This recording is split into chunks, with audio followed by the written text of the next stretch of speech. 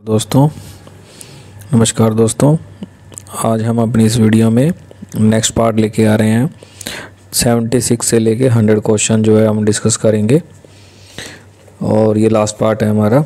आज कंप्लीट हो जाएंगे 100 क्वेश्चन जो है ड्रग कंट्रोल ऑफिसर के हम डिस्कस कर रहे हैं। 2018 में एग्ज़ाम हुआ था राजस्थान में। तो 76 क्वेश्चन है।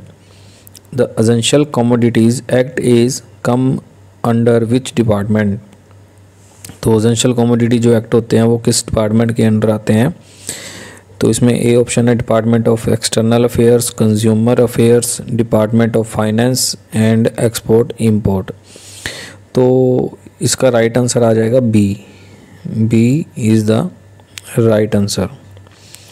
बट इसमें होता क्या है, इसमें ये चीज़ होती है एसेंशियल कमोडिटी में, जैसे ये गवर्नमेंट ने इसके अंदर 8 या 9 अप्रोक्सीमेट जो हैं अंडर कर रखे हैं, जिसमें ड्रग्स भी आ जाती हैं, फूड आइटम्स आ जाती हैं और ऐसे 7-8 हैं अप्रोक्सीमेट जो कि गवर्नमेंट ने अपने अंडर में ले रखे हैं। तो इसमें होता क्या है कि कोई भी लोकल पर्सन या एनी इंडिविजुअल कोई भी वो उसको स्टॉक ना कर ले, इलीगली स्टॉक ना करके रखे ताकि गवर्नमेंट को उसकी प्रॉब्लम ना आ जाए। तो उसको प्रिवेंट करने के लिए गवर्नमेंट ने ये एक्ट बनाया हुआ है। तो इसका राइट आंसर आएगा एसेंशियल कमोडिटी एक्ट जो होता है वो डिपार्टमेंट ऑफ कंज्यूमर अफेयर्स के लिए होता है। ये जनरल पब्लिक के लिए बेनिफिट के लिए रहता है ये। ओके, नेक्स्ट क्वेश्चन है 77। That is the full form of IPDMS।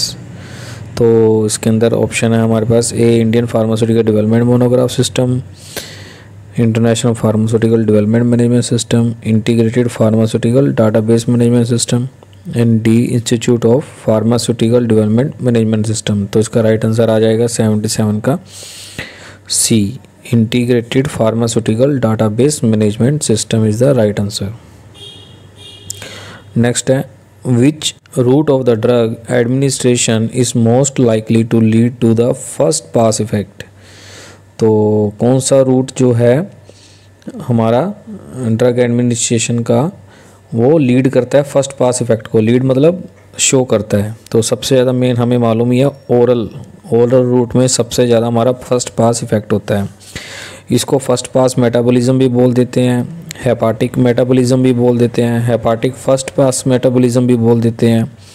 Hepatic हम इसलिए बोल देते हैं क्योंकि लीवर में सबसे ज़्यादा इसके अंदर hepatic means liver, it means liver में सबसे ज़्यादा इसका फर्स्ट पास मेटाबॉलिज्म होता है। जैसे ही हम ओरली कोई टैबलेट या कोई भी कैप्सूल लेते हैं तो वो स्टमक से होते हुए लीवर में चली जाती है और लीवर में इसका मेटाबॉलिज्म जो होता है वो हो जाता है, जिससे ड्रग की जो है बायोअवेलेबिलिटी रिड्यूस हो जाती है। लीवर के अलावा ये इंटेस्टाइन में, स्टमक में, स्किन में भी हो जाती है मेटाबॉलिज्म, बट मेनली होती है लीवर में, इसलिए हम इसको हेपाटिक फर्स्ट पास मेटाबॉलिज्म भी बोल देते हैं। तो इसको अवॉइड करने के लिए रूट होता है सबलिंगुअल और इंट्रावेनस। ये जो होती है फर्स्ट पास मेटाबॉलिज्म को अवॉइड कर देते हैं रूट्स। ओरल जो है सबसे ज़्यादा रूट कोज करता है। तो 78 का is the right answer oral. Next question है, देखते हैं what is the characteristics of intramuscular route of drug administration. Intramuscular IM जो रूट होता है वो उसके रिगार्डिंग कौन सा कैरेक्टरिस्टिक्स इसमें सही है? तो देखते हैं oily only water solution can be injected. No, oily भी और वाटर दोनों देते हैं और इसमें ओनली लिखा है, गलत है। Oily solution can be injected, बिल्कुल। Opportunity of hypertonic solution injection, no, क्योंकि आइसोटोनिक देते हैं हम। नेक्स्ट है action develop slower than at oral administration. ठीक है, एक्शन डेवलप स्लोअर, नो, क्योंकि ओरल का जो है वो लेट होता है as compare to intramuscular route. तो ये भी गलत स्टेटमेंट है। तो राइट स्टेटमेंट आएगी oily solution can be injected. तो इसका B is the right answer. Next है व्हेन बायोइक्विवेलेंस स्टडीज़ आर नेसेसरी। कब हम इसकी ज़रूरत पड़ती है बायोइक्विवेलेंस स्टडी की? तो इसका ऑप्शन देखते हैं। When the new drug is a gas, no. When the new drug are to be administered parenterally as aqueous solution and contain some active substance in the same concentration and the same excipient, नहीं, ये भी option नहीं आएगी इसकी। When the new drug is a powder for reconstitution, no. Fixed combination products with systemic action, ये is the right answer. Fixed dose combination, fix dose जो combination होगी, जो प्रोडक्ट होगा वो सिस्टेमिक एक्शन के लिए हम देखने के लिए मीन्स ब्लड के साथ उसकी बायोइक्विवेलेंट स्टडी की जरूरत पड़ती है। तो D is the right answer. Next question, all the bacteria fix nitrogen except, कौन सा बैक्टीरिया जो है वो नाइट्रोजन फिक्सेशन नहीं करता? तो साइनोकोबैक्टीरियल करता है, एजोबैक्टर भी करता है, राइजोबियम, ये तो बहुत फेमस है, एजोबैक्टर राइजोबियम तो, और साइनोबैक्टीरियल भी करता है, ई कोलाई नहीं करता। तो इसका राइट आंसर आ जाएगा हमारे पास बी, 81 का B is the right answer. Next है, the principle structure component of the cell wall in bacteria is made up of. तो सिंपल प्रोटीन नो, ग्लाइकोप्रोटीन गलत, कॉम्प्लेक्स पॉलीसेकेराइड रॉन्ग, तो peptidoglycan polymer is the right answer. ये important question है, ये एक दो बार पहले भी पूछा जा चुका है। कभी इंजाइम पूछ लिया जाता है, बैक्टीरियल सेल वॉल में कौन सा इंजाइम है या नहीं है, या वायरस में सेल कौन सा इंजाइम होता है, या सेल वॉल में क्या प्रेजेंट होता है। तो ये बहुत इंपॉर्टेंट क्वेश्चन है, तो इस क्वेश्चन को मेमोराइज रखना है, इसके रिगार्डिंग क्वेश्चन बहुत पूछे जाते हैं। नेक्स्ट है 83 क्वेश्चन, इन्फेक्टेड ब्लड प्रोडक्ट्स में produce serum hepatitis due to the presence of. अगर हम जो है ब्लड एक दूसरे में ट्रांसफ़र करते हैं, तो जो वो ब्लड इन्फेक्टेड ब्लड होता है वो अगर हमारे को हेपेटाइटिस प्रोड्यूस कर देता है, तो कौन सी उसमें हेपेटाइटिस वायरस होता है जिसकी वजह से वो इन्फेक्टेड होता है। तो उसका हमें देखते हैं, hepatitis A, hepatitis B, hepatitis C या बैक्टीरियोफेज। तो इसका राइट आंसर आएगा hepatitis B virus is the main जो कि हमें इफेक्ट करता है हेपेटाइटिस। नेक्स्ट है, the microorganism that can enter the body only through an injury. ये क्वेश्चन भी इंपॉर्टेंट है, ये एक दो बार पहले भी आए हुए हैं प्रीवियस क्वेश्चंस में। तो उसमें देखते हैं Salmonella typhi, Clostridium tetani, Clostridium botulinum and Streptococcus pyrogen. तो इसका राइट आंसर आएगा क्लोस्ट्रीडियम टेटनी। आपको शायद मोस्टली सबको ही पता होता है कि जब भी कोई हमें इंजरी होती है, लोहे की हो, लकड़ की हो, कट लग जाए एकदम से, तो हम सबसे पहले टेटनस लगाते हैं। कोई बाइट कर जाता है तो भी हम सबसे पहले टेटनस लगाते हैं। क्यों? क्योंकि बहुत जल्दी अवेलेबल होता है, ये सोइल में या किसी जगह पे अवेलेबल होता है क्लोस्ट्रीडियम टेटनी। तो टेटनस को बचाने के लिए हम जो है इंजेक्शन लगाते हैं टेटनस का। तो ये इंजरी जो होती है वो माइक्रोऑर्गेनिज्म कौन सा एंटर कर जाता है? Clostridium tetani, that is the right answer. Next है, class 1 MHC antigen are present on. MHC मतलब ये आ जाएगा हमारा मेजर हिस्टोकम्पैटिबिलिटी। तो वो जो है क्लास 1 जो एंटीजन जो होते हैं प्रेजेंट होते हैं कहाँ पे? All cells of the body, only cell of the immune system, only on leukocytes, only on skill cell. तो 85 का हमारे पास आ जाएगा ओनली ऑन ल्यूकोसाइट्स। तो मेजर हिस्टोकम्पैटिबिलिटी कॉम्प्लेक्स का जो दो तरह के होते हैं 1 and 2, तो 1 जो वो होते हैं present on only on leucocytes, that is the right answer. Next है, the test which is useful for identification of Mycobacterium tuberculosis. कौन सा टेस्ट यूज़ होता है उसके लिए, आइडेंटिफिकेशन के लिए? तो hemolysis, fermentation with sugar, gram staining, Ziehl Neelsen staining. तो इसका राइट आंसर आएगा D is the right answer. इसको हॉट मेथड भी बोलते हैं, इसको हॉट मेथड भी बोला जाता है, जो कि माइकोबैक्टीरियम ट्यूबरक्लोसिस को फाइंड आउट करने के लिए यूज़ किया जाता है। एसिड स्टेनिंग मेथड भी यही होता है। ओके, नेक्स्ट क्वेश्चन है 87, humoral immune system mediated by. तो humoral immune system mediated by किसके द्वारा होता है वो? That is the antibody produce की जाती है उसके अंदर ह्यूमोरल इम्यून सिस्टम में। तो वो एंटीबॉडी जो प्रोड्यूस की जाती है उसके अंदर वो होती है हमारे बी सेल के द्वारा, that is A is the right answer. B cells of the lymphocyte के द्वारा प्रोड्यूस की जाती है। नेक्स्ट है the direct ELISA test require non antibody, non antigen, patient antibody, substrate. तो एलिसा जो होता है वो दो तरह के, तीन इसमें होते हैं। डायरेक्ट एलिसा होता है एक इनडायरेक्ट होता है, एक सैंडविच होता है, एक सैंडविच भी होता है इसमें एलिसा, और एक कॉम्पिटिटिव करके होता है। 4 होते हैं। तो डायरेक्ट और इनडायरेक्ट में डिफरेंस क्या होता है? डायरेक्ट एलिसा टेस्ट में होता है हमारा जो हम एंटीबॉडी देते हैं वो इंजाइम लिंक्ड एंटीबॉडी होती है, वाई शेप की होती है, आपको पता ही होगा, ये तो वाई शेप की होती हैं ऐसे। इसमें 2 जगह हम एंटीजन लगा सकते हैं वाई शेप में।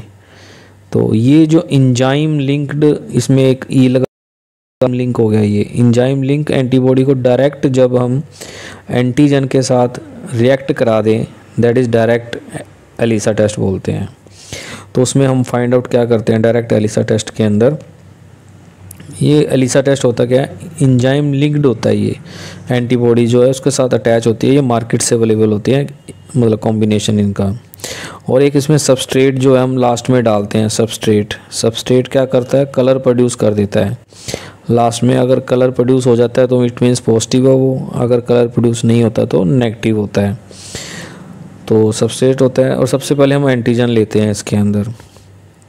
तो डायरेक्ट एलिसा टेस्ट में जो रिक्वायर होता है हमारे को पेशेंट का antibody, that is C is right answer. Antibody हमें पेशेंट की पता होगी तो हम उससे एंटीजन पता कर लेते हैं, या एंटीजन हमें हो हमारे पास बॉडी के अंदर तो एंटीबॉडी को हम फाइंड आउट कर सकते हैं एलिसा टेस्ट के द्वारा।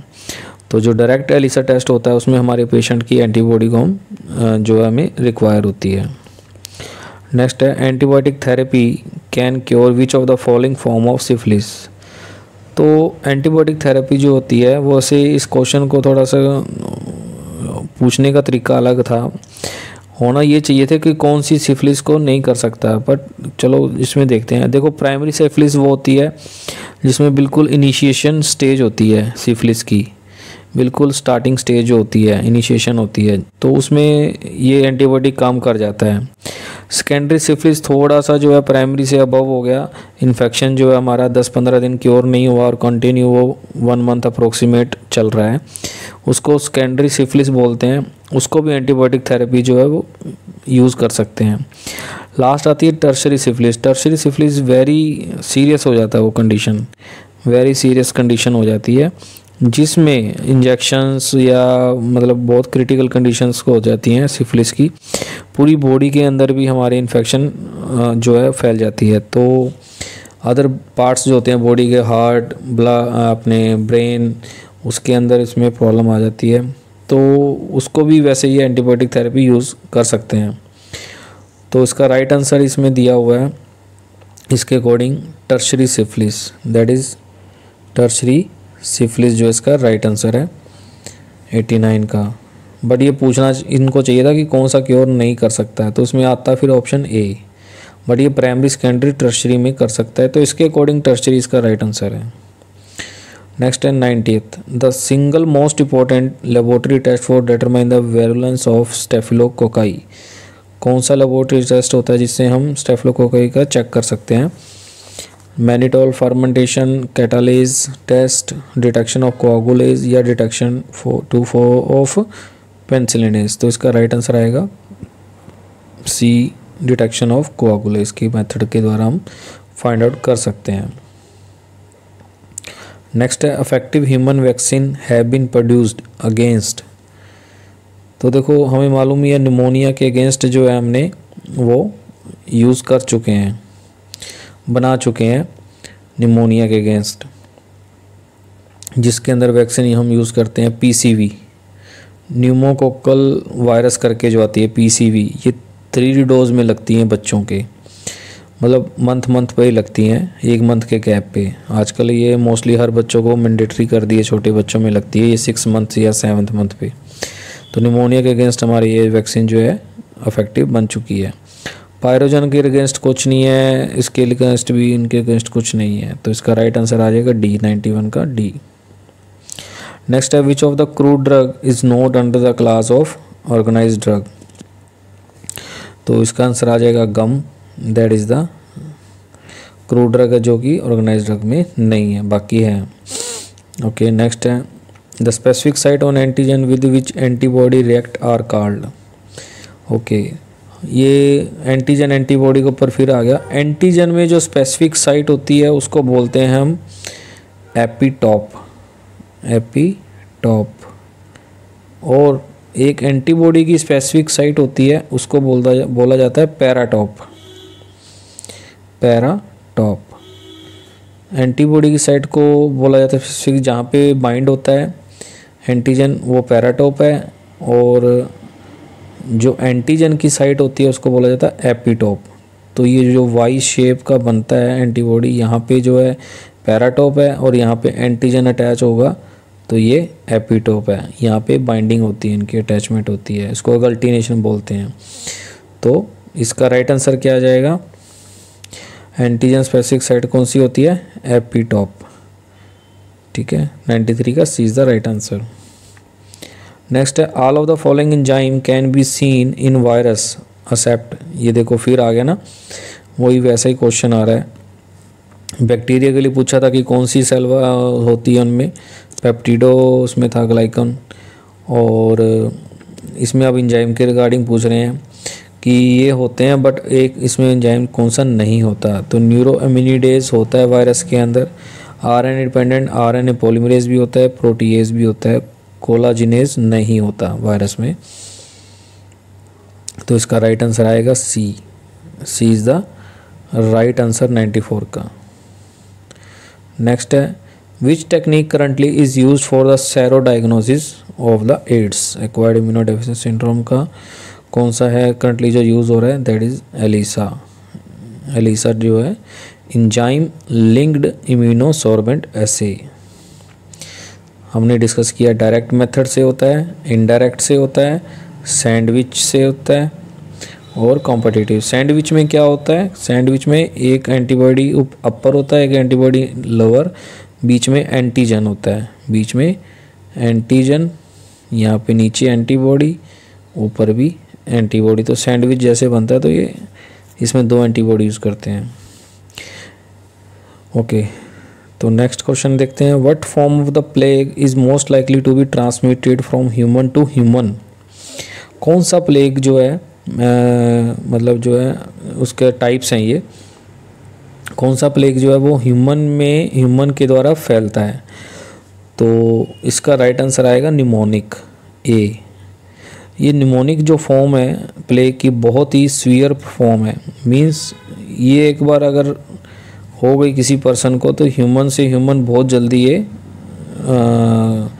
फैलती है, स्प्रेड होती है human to human, air water droplet से, बाय एयर, मतलब बहुत जल्दी ये एक पेंडेमिक बन जाती है, ये उस एरिया में बहुत जल्दी फैल जाती है। और वैसे जो मोस्टली प्लेग जो होती है वो जो फाइंड आउट होती है वो बिबोलिक करके नाम होता है उसका कुछ, जो कि मोस्टली फाइंड आउट होती है। प्लेग जो होती है वो रोडेंट फ्ली के द्वारा हमारे जो है फैलती है, रोडेंट फ्ली के द्वारा। तो निमोनिक फॉर्म जो बहुत सीवियर है, इसमें डेथ बहुत जल्दी होने के चांसेस रहते हैं निमोनिक फॉर्म के प्लेग के अंदर। तो इसका राइट आंसर आएगा 96 का, ए is the mnemonic. Next question देखते हैं। Tetanus can be prevented by the accept. तो इसके अंदर आ जाएगा हमारे पास, ये एक्चुअली क्वेश्चन 96 है तो यहाँ पे आएगा हमारा 97 आएगा, ये 97 आएगा यहाँ पे, 97 क्वेश्चन है ये। तो टेटनस जो होता है वो हमारा प्रिवेंट कर सकते हैं पर एक के द्वारा नहीं। इम्यूनोग्लोबुलिन, ये तो हम एंटीबॉडी को बोलते हैं, तो इम्यूनोग्लोबिन का तो इंजेक्शंस आते हैं, एंटीबॉडीज़ मतलब उसको हम इंसर्ट करके बहुत इजीली मतलब टेटनस को अवॉइड प्रिवेंट कर सकते हैं।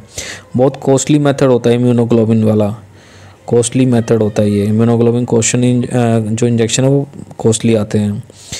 तो ये तो मेथड बिल्कुल यूज़ होता है इम्यूनोग्लोबिन वाला। और इंजेक्शन ऑफ टेटनस टॉक्सोइड, ये भी बिल्कुल हम जो इंजेक्शन लगाते हैं टेटनस का। और transplantation of the passage of antitoxin, ये भी एक मेथड है। बट कीमोथेरेपी जो मेथड है वो नहीं है एंटीकोलेस्ट्रॉल। तो ये टेटनस का राइट आंसर आएगा D is the right answer. Tetanus can be prevented by accept, chemotherapy के द्वारा नहीं किया जाता, इसमें लोक जा हो जाता है टेटनस में। नेक्स्ट क्वेश्चन देखते हैं 98। Resistance to antibiotic is carried on. तो रेजिस्टेंस से कैरिड उसमें कैसे हो जाता है, तो वो A is the right answer. R factor means resistance factor plasmid, resistance factor आ जाता है एंटीबायोटिक में। ये क्या कर लेते हैं, एक नकली अपना एक सेल सा डीएनए जैसा बना लेते हैं, जिसमें कंफ्यूज कर देता है एंटीबायोटिक को कि इसको किल करना है कि बैक्टीरियल वाले को किल करना है। तो एक कॉपी बना लेते हैं ये, that is R factor plasmid, उसका एक अलग प्लाज्मा बन जाता है। तो 98 का ए is the right answer. 99 nitrogen fixing bacteria in soil were discovered by. तो ये साइंटिस्ट का नाम है, दैट इज़ SN विंगोडरस्की करके है। ए इज़ द राइट आंसर।